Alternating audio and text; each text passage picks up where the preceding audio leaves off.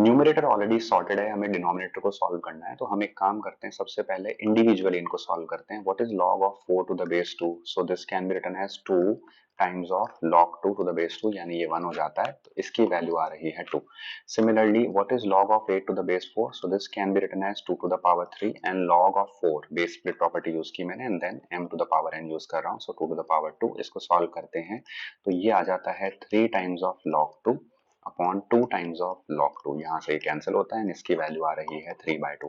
Similarly let's solve it for log of 16 which can be written as 2 to the power 4 upon log of 8 which can be written as 2 to the power 3, right? ये हम लिख सकते हैं।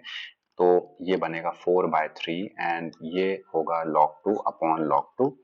ये इससे cancel होता है और ये बनता है 4/3। I hope we get it right.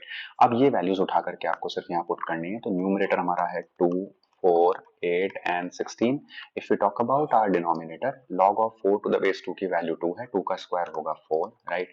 log of 8 to the base 4 जो कि ये है, इसकी वैल्यू 3/2, अगर क्यूब कर देंगे तो ये बनेगा 27/8। And then we have log of 16 to the base 8, इसकी वैल्यू 4/3 है, पावर 4 है, 4 की पावर 4 लेते हैं तो ये बनता है बेसिकली 16 का आपका स्क्वायर हो जाएगा, right? And denominator is 3 to the power 4 which is nothing but 9 into 9। I hope ये चीज आपको समझ में आ गई, right?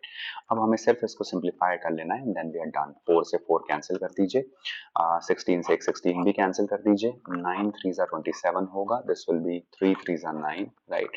Now we have to solve it. तो यहाँ से 8 into 3 जो है, 8 को इससे कैंसिल कर दीजिए, 2 को 2 से कैंसिल कर दीजिए, सो 8 into 3 फाइनली ये हो जाता है 24, which makes absolutely correct answer.